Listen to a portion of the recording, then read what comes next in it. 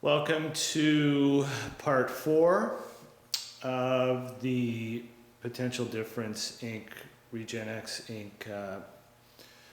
Video series, Potential Difference Innovations. This video we will be introducing the Bi-Toriod transformer and explaining why the Bi-Toriod transformer operates differently from a conventional transformer, and providing a demonstration of the Bi-Toriod transformer's operation and as compared to a conventional transformer.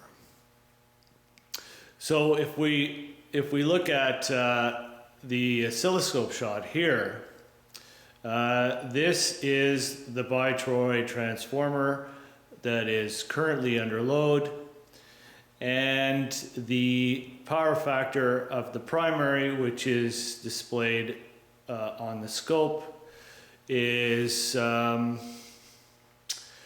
not quite 0, but it's close.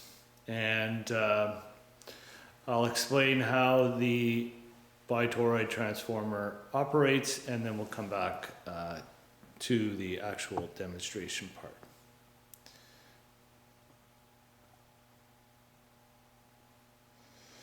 So we'll start the evaluation first with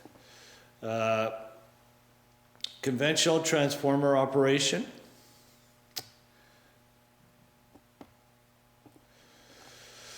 So if we look at a conventional transformer is made up of a primary and a secondary, which are connected by a ferromagnetic core material, which allows magnetic flux from the primary to connect to the secondary, and the primary receives its AC input from the source.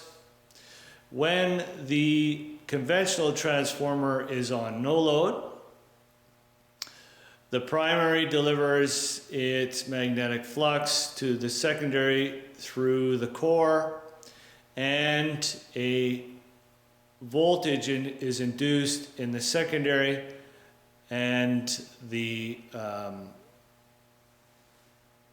secondary is on no load, so there is no current flowing in the secondary of the conventional transformer.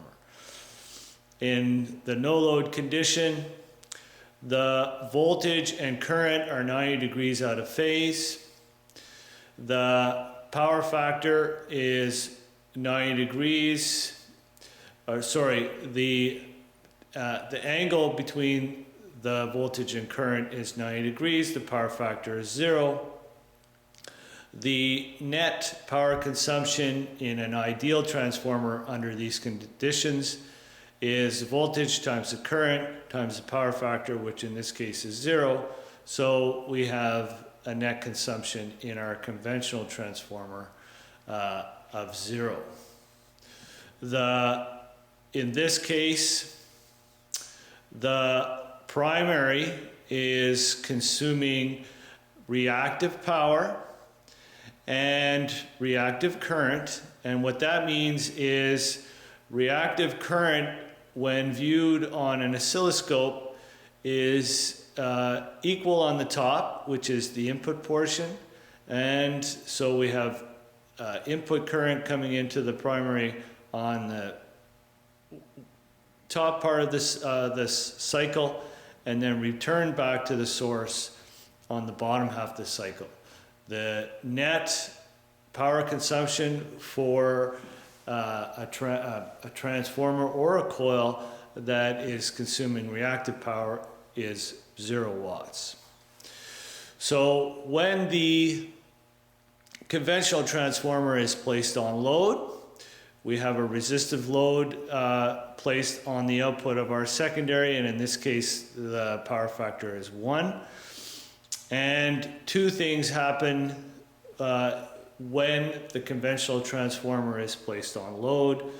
Number one, the secondary produces its own.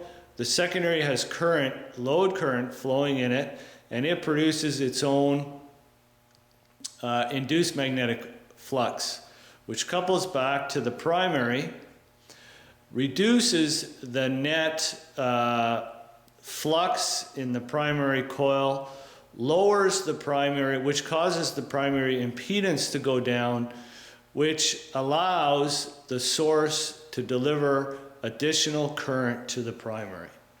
This additional current in the primary strengthens the primary's excitation field, which delivers the flux magnitude increase to maintain the flux in the secondary to maintain the power across the load. If the primary current didn't increase, the secondary's voltage across the load would collapse and the secondary wouldn't produce any usable output power. The second thing that happens in the conventional transformer when it's placed on load is the power factor of the load is transferred back to the primary, and now the primary's voltage and current are now in phase.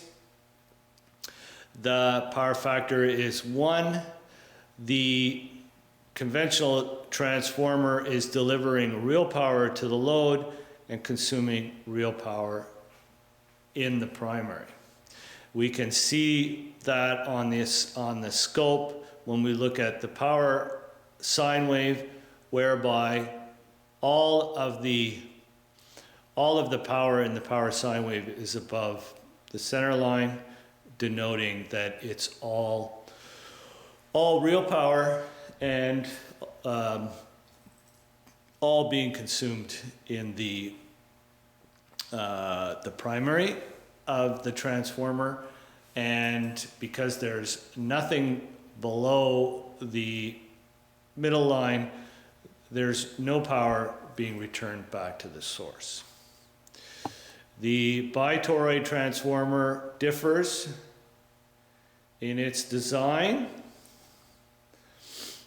in that the Bi-Toriod transformer has 2 secondaries and multiple flux path routes for the secondary induced flux. If we look at the conventional transformer again, as we can see, the secondary induced magnetic field only has a single flux path back through the primary, and it has nowhere else to go. In the Bi-Toriod transformer, on no load, the Bi-Toriod transformer is identical in performance to a conventional transformer in that the primary delivers its excitation magnetic flux to secondary 1 and secondary 2. On no load, the primary is consuming reactive current and reactive power with a net power consumption of, in an ideal case, of 0 watts. When the Bi-Toriod transformer secondary 1 and secondary 2 are placed on load, the induced magnetic field from secondary 1 and secondary 2 now has 3 flux path routes, and they are as follows.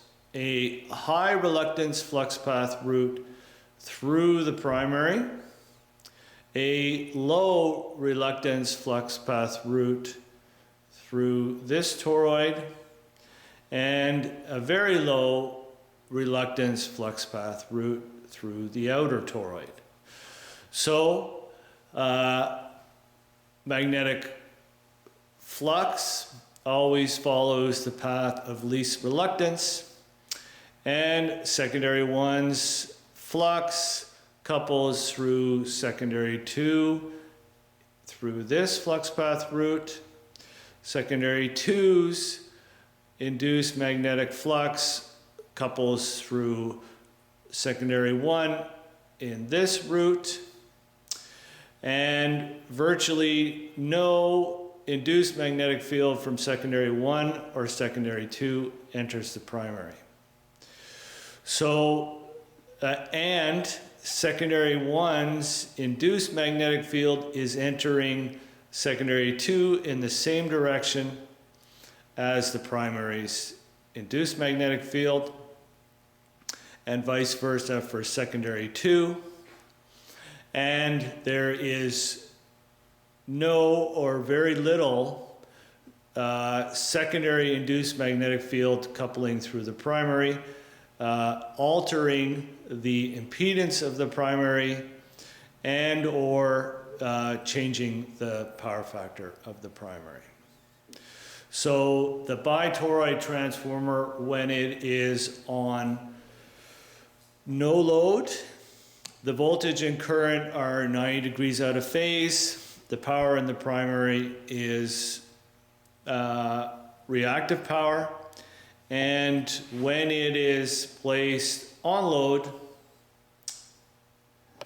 the voltage and current are virtually unchanged. They are almost 90 degrees out of phase, and the